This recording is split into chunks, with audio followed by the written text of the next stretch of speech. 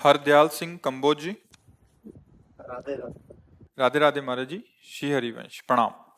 महाराज जी, पिछले कुछ सालों से पंजाब में नशे के कारण बहुत नौजवानों की मृत्यु हो गई। ये नशा पंजाब में दूसरे देशों से आता है और हमारे यहाँ सिंथेटिक ड्रग्स के कारण हर शहर और हर गांव में हमारे नौजवानों का बहुत नुकसान हो रहा है। कृपया आप कुछ ऐसी कृपा करें जिससे हमारे पंजाब में नौजवान पीढ़ी का बचाव हो सके, हमें सही पंजाब मार्गदर्शन में क्या पूरे विश्व में फैला हुआ है, पूरे भारत में फैला हुआ है। अब जैसे मान लो आप पंजाब को ही देख रहे हैं जगह जगह, और इसका मूल कारण जो है, नशे का मूल कारण जो है वो है ब्रह्मचर्य का नाश। छोटी छोटी अवस्थाओं में ब्रह्मचर्य नाश की प्रक्रियाएं, तो अब वो एक मदांधता चढ़ती, मलिनता, उस मलिनता को पुष्ट करने के लिए कुछ नशा चाहिए। जो यौवन अवस्था का उन्मेष होता है उसमें उद्दंडता स्वाभाविक रहती है। यौवन ज्वर के ही नहीं बलकावा, जैसे ग्रंथों में ना, ये जवानी का बुखार है, ये जब चढ़ता है ना तो हर एक को बेशुद्ध कर देता है। इसमें कामनाओं की उभार हो जाती है। अगर जो अन्य क्रियाओं से जीवनी शक्ति का नाश किया जाता है, जो व्यभिचार आदि प्रवृत्तियों में उतर जाते हैं, उसका भाव अगर संभाला जाए तो व्यसन को संभाला जा सकता है। क्योंकि वो जब हृदय को दौर्बल्यता प्रदान करता है, दुर्बलता प्रदान करता है, कोई भांग, कोई गांजा, कोई चरस, कोई अफीम, कोई ड्रग्स, नाना प्रकार के नामों से वो सब व्यसन ही है। और जहां थोड़ा लिया तो बुद्धि में शिथिलता होती है, तो उसे वो आनंद समझते हैं। बुद्धि की शिथिलता, बुद्धि निर्णय करने लायक ठीक नहीं रहती, तभी तो नालियों में पड़े शराबी दिखाई देते ना। बुद्धि ने उनको लगता है ये आनंद है, उनको लगता है मस्ती है। फिर जब वो विषय सेवन करते हैं तो उनको और मस्ती का अनुभव होता है। उनकी नस नाड़ियों में व्यसन इतना प्रभाव डाल देता है कि अब वो जी नहीं सकते। अब उसके लिए फिर चोरी, हिंसा, राक्षसी स्वभाव, अपने माता पिता के साथ, पड़ोसी के साथ, गली चलते लोगों के साथ, या पूरे व्यवहार में। मूल कारण भगवत विमुखता, धर्म विमुखता, गुरुवाणी की विमुखता। बिना अध्यात्म के किसी का सुधार नहीं। मान लो आप शासन जोर करोगे, वो शरीर छोड़ेंगे, नहीं जी सकते नशे के बिना। हमें अंदर से सुधारना होगा, और अंदर से अब सुधार का रास्ता नहीं रह गया है। क्योंकि ऐसे सीरियल, ऐसे नौटंकी नाटक, ऐसे मनोरंजन के साधन बने हैं जिनको प्रस्तुत ही किया जाता है भ्रष्ट होने वाले लक्षणों द्वारा। कोई ऐसे विशेष साधु स्वभाव के होंगे जो ऐसा सीरियल बनाए, भाई हमें तो पता नहीं कि धर्म से कैसे चला जाता है, अगर जितेंद्री रहा जाए तो कितना अच्छा सद्गुण होता है, ऐसे तो नहीं बताए जाएंगे। कि अगर साधु संग किया जाए, साधु संग भी दिखाएंगे तो फ्रॉड। तो हमारी नवीन पीढ़ी को क्या लगता है, मतलब गंदा आदमी लगता है ना। आप देखो ना, जैसे सीरियल बने हैं और नौटंकी नाटकों, सिनेमा में अगर कहीं साधु रोल दिखाया जाएगा ना, तो बहुत गिरा हुआ आदमी क्यों दिखाया जाता है ना। ऐसा नहीं है। कुछ लोग अपनी वासनाओं को शासन में ना लेकर इस बेस का दुरुपयोग करते हैं। ऐसा नहीं कि पूरा विश्व, अगर असली नोट ना हो तो नकली बनेगा ही नहीं, असली का ही नकली बनता है। अगर नकली है तो उसका असली होगा कोई।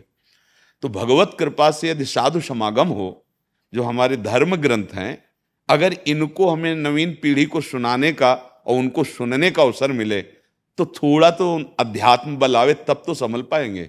नहीं तो बहुत ही अब असंभव सा हो रहा है। आप सरकारी कानून के अनुसार लगा दोगे, पर वो तो कुछ भी करके उसे प्राप्त करेंगे, उनका नशा बन चुका। अगर नहीं तो अपने जीवन को नष्ट कर देंगे, वो भी हमारे लिए उचित नहीं है। हमारी नवीन पीढ़ी इस हालत में पहुंच जाए, डिप्रेशन में पहुंच जाए कि वो अपने जीवन को नष्ट कर दे, ये भी उचित नहीं है। तो अब हाँ, एक उपाय है, अगर उनको सद्भावना दी जाए, सद्ज्ञान दिया जाए, सदचिंतन, जो बोले सो निहाल, जोर जोर से महापुरुष जन पुकार रहे, जो बोले सत्य है, वो वैभव संपन्न श्री है, वो काल से परे है, अकाल। अगर उसका नाम जप करे, उनकी बातों को सुने, कैसे सिद्धांत से चला जाता है, तो ही सुधार हो सकता है। अब पार्टियों में जाने पर स्वागत इसी का होता है। जितनी शास्त्र विरुद्ध आचरण की वृत्तियां हैं वो बड़ी पार्टी में, बुरा लगेगा? बड़ी पार्टी में शराब, नशा, व्यभिचार, यही तो स्वागत है। अतिथि देवो भव का क्या स्वागत हो रहा है? आप बताओ, एक जिसे तुम बड़ी पार्टी देखते हो अपने दिमाग में, आप देखो वहां क्या हो रहा है। इंद्री की भ्रष्टता, वही हम सब देखते हैं, वही आचरण में उतारते हैं। कैसे संभलेगा? हम तो बहुत इस बात, जब ये बात आती है तो हम निराश हो जाते हैं, क्योंकि जिससे आशा होनी उस पर विश्वास नहीं है। प्रमाण में ऐसे दिए जाते हैं कि जो वास्तविक विश्वास के लायक नहीं है, तो उनको लगता है कि फिर जब वही वेश रखे हैं, वही ऐसा, तो मतलब इसमें क्या है? अगर कुछ होता तो सुधर जाते ना वो, पर वो सुधरने के लिए नहीं हुए थे, वो अपने अवगुणों को बचाने के लिए, अपनी वासना के पोषण के लिए हुए थे। अगर इसमें सुधार ना होता तो कोई भगवान को प्राप्त ही नहीं होता, कोई ईश्वर को जान ही नहीं पाता, केवल नौटंकी नाटक ही रह जाता। ऐसा तो नहीं है, सत्य वस्तु तो है ही ना। तो बिना मन को सुख मिले वो इंद्रियों के साथ भोगों में जाएगा, विषयों में जाएगा। थोड़ा अध्यात्म का ज्ञान होना जरूरी है, शास्त्र के अनुसार चलना। अगर ये शास्त्र और अध्यात्म को नहीं समझा गया तो बस पशुता ही रहेगी। नहीं भाई नहीं, अपना तुम नाश कर रहे हो, इसे मस्ती नहीं कहते हैं, ये तुम्हारा नाश है। अब वो कैसे समझें? अंतःकरण अपवित्र हो गया है, माता पिता की भी बात नहीं मानते, शास्त्र स्वाध्याय है नहीं, गुरुजनों का तो कहीं प्रवेश ही नहीं है कि किसी संत महात्मा या गुरुद्वारे में जाकर बैठ करके गुरुवाणी श्रवण करें, उनके उपदेश जीवन में ये सब अगर वो जाएंगे भी तो किसी कामना युक्त जाएंगे, 2 मिनट में चले आए। उनको ये पता नहीं कि जीवन का परिवर्तन करने वाली जगह है। तो सुधार के लिए तो शास्त्र और संत महात्मा गुरुवाणी यही है। अगर वो इसे नहीं स्वीकार करते हैं तो सुधरने का चांस कहीं भी किसी को नहीं। ये आकर्षण विषयों का ऐसा होता है, जैसे अगर भगवान की प्राप्ति नहीं तो कम से कम जीने के लिए तो ड्राइवर नशे से युक्त होगा तो गाड़ी ठोकेगा ठोकेगा, मरेंगे जो उसमें रहेंगे। बुद्धि एक ड्राइवर है, शरीर एक गाड़ी है। हम इसमें बैठे हुए हैं, हमारा ड्राइवर तो ठीक होना चाहिए, कम से कम बुद्धि तो ठीक होनी चाहिए। तो उसके लिए तो शास्त्र अध्यात्म चाहिए। अगर बुद्धि ठीक नहीं तो देखो ना, 5 मिनट में ऐसी गलती करा दी, आजीवन जेल। 5 मिनट में ऐसी गलती करा दी कि अगर तो जीवन बर्बाद, गोली मार दी गई। ऐसा कर, ये क्या हो रहा है? पशुता आ रही, राक्षसी बुद्धि आ रही। तो बिना अध्यात्म के तो हमें कोई रास्ता नहीं नजर आ रहा। आपको कोई आ रहा हो तो बताओ, शासन आप कितना करोगे? जब हमें गिरना ही है तो अगर आप 5 कानून बनाते हो तो 10 पॉइंट निकाल लेंगे निकलने के हैं। अगर आप 5 बचाओ पक्ष की चतुरता वाली, तो उससे भी चतुर माइंड के होते वो 5 और प्लस जोड़ देंगे बचने के।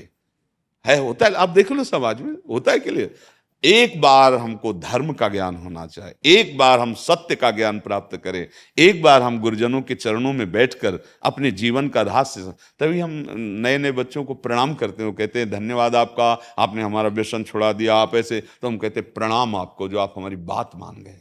भगवान तुम्हारा मंगल करें, तुम स्वस्थ रहो, तुम्हारा जीवन उन्नतिशील हो यहां भी और परलोक में भी, क्योंकि तुम हमारी बात मान गए। आजकल कौन मानता है संतों की बात? अगर आप मान गए तो आप देख लो।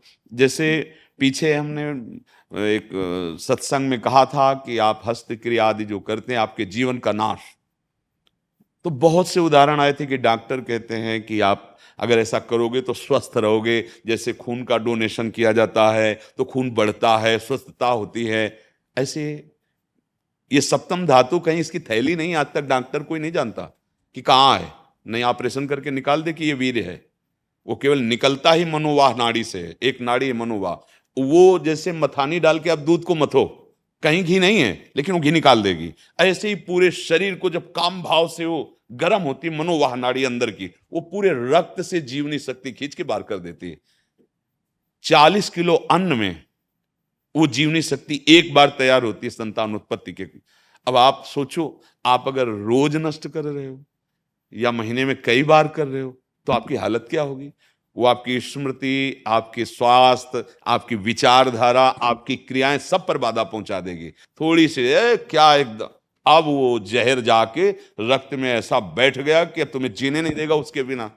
अब वो यही हालत हमारे नौजवानों की हो रही। गए थे विद्या पढ़ने, गए थे संयम सीखने, उन्नति के लिए, और ढेर हो गए, अवनति को प्राप्त हो गए। तो अध्यात्म के बिना जीव का सदमार्ग, मंगल मार्ग, स्वास्थ्य रक्षा, बुद्धि रक्षा और भगवत प्राप्ति बिना अध्यात्म के नहीं है। इसलिए पहले गुरुकुल में रखा जाता था बच्चों को, कि घर परिवार समाज से हटकर ठीक उनको शिक्षा देना, ब्रह्मचर्य, जितेंद्रियता, राग रहित होना। तो वही जाकर उत्तम राजर्षि, राजा होते हुए ऋषि शब्द लगता था, राजर्षि, और गृहस्थ हुए तो महापुरुष, संतानें होती थी बड़ी तेजस्वी। अब जब आप ब्रह्मचर्य छीण कर रहे हैं तो आपकी योग्यता ही नहीं रह जाएगी उत्तम संतान उत्पन्न करने की। और उसके लिए फिर नशा चाहिए, क्योंकि दिमाग को अब नशा में आ गए तो जीवन बर्बाद हो गया। माता पिता की हत्या तक कर देते हैं बच्चे, पैसा दीजिए, नहीं तो राक्षस जैसा उसका स्वभाव हो गया, उसको पीड़ा प्रदान कर रहा है। तो बिना अध्यात्म के, बिना भगवान के आश्रय के, बिना नाम जप किए, बिना धर्म से चले, ये माया रौंद तो देगी। उसी के सब पार्षद है, काम, क्रोध, लोभ, मोह, मद, मत्सर, ईर्ष्या, द्वेष। उसको बड़ा बाजार है, बड़ा परिवार है। एक आक्रमण करे तो नाश कर दे, तो पूरे के पूरे समूह आक्रमण कर रहा है। बचा सकते हैं तो एकमात्र भगवान, भगवान का नाम। ये हमारी तो बस यही, ये छू छा मंत्र जंतर इनकी ताकत नहीं है कि हाँ भाई चले जाओ वहां, वो ऐसा कर देंगे। तो कुछ नहीं, किसी का स्थायी हो जाए तो हमें बता देना आके कि भगवत प्राप्त हो गए, अब ये परम सुखी हो गए, अब ये निश्चिंत हो गए। वो केवल एक उपाय है, तुम्हारे अंदर है, तुम ही कर सकते हो, दूसरा कोई नहीं। सच्चे मार्ग के पथिक बनकर माता पिता परिवार की सेवा करते हुए, सबको सुख पहुंचाते हुए, नाम जप करते हुए अच्छा जीवन व्यतीत करो। अभी आप सुखी हो जाओगे, दूसरों को सुख देने वाले बन जाओगे। दूसरे तुम्हारे आचरण देख के कहेंगे कि धन्य इनके माता पिता। और आज हमारे बच्चों का, नई समाज का जो रूप बिगड़ता चला जा रहा है ना, वो बहुत सोचनीय है, सोचनीय है, वास्तविक सोच। केवल पंजाब में ही नहीं है, क्योंकि आप वहां हो इसलिए आपको ऐसा लगता है, सर्वत्र इसका प्रभाव फैल रहा है। देखो ना, आप देखो, सर्वत्र प्रभाव फैल रहा है। कोई माता पिता का अनुशासन, शास्त्र का अनुशासन, गुरुजनों का अनुशासन। स्कूल में अगर टीचर अच्छे हैं, समझाना भी चाहते हैं, और अगर वो शासन करें तो माता पिता विरोध, उनके नाम रिपोर्ट, उनको दंड। तो फिर कैसे सुधार कैसे होगा? बिना भय के इस मत वाले हाथी रूपी मन का सुधार नहीं हो सकता। जैसे मत वाला हाथी हो तो अंकुश ना मारे, घुटने पे आ जाता है वो। जो मारा अंकुश भावत तो घुटने पे बैठ जाएगा। ऐसे ही मन का अंकुश है शास्त्र, भगवान नाम, ज्ञान, महापुरुषों के पास बैठकर। तो मन को मारने का आपको अंकुश मिल रहा है ना, वो है नहीं तो मत वाला हाथी जिधर चाहता है भागता चला जा रहा है मन। इसलिए हमें तो लगता है अध्यात्म की शिक्षा मिले। मन दुख होता है जब एक एक दिन में 3-3 घरों में जाना पड़ता है अफसोस करने के लिए, बहुत मन दुख। बिल्कुल बिल्कुल, और ये बढ़ेगा अगर इसे अध्यात्म के द्वारा रोका नहीं गया तो ये बढ़ेगा। क्योंकि मनमानी के लिए कितना अर्थ किसके पास होगा? अच्छा, अर्थ भी होगा तो शरीर अविनाशी थोड़ी है, ये तो क्षीण हो रहा है। तो आपका डिप्रेशन बढ़ेगा, आपकी दिमागी स्थिति कमजोर होगी, फिर क्या करोगे?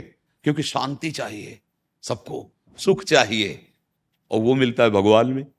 वो नशे में नहीं, वो भोगों में नहीं। भगवान कह रहे त्यागात शांति अनंतरम। जब आप गंदे विषयों का त्याग करेंगे तो आपके हृदय में शांति आने लगेगी, सुख का अनुभव होने लगे। आप सुख स्वरूप हो, आपको सही बात कि कोई सुख नहीं चाहिए। ये फंसा दिया माया ने।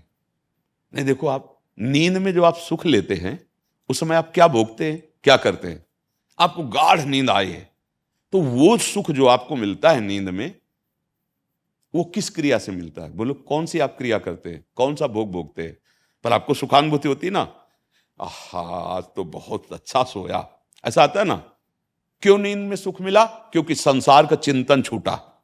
सूक्ष्म बात पकड़िए, भोगों का चिंतन, कार्य का चिंतन, संसार का चिंतन छूटा ना 5-6 घंटे, हाँ एकदम स्वस्थ, एकदम आज तो बहुत अच्छा सोए लगा। नहीं तो सोचो ये संसार का चिंतन कितना जलन देने वाला है।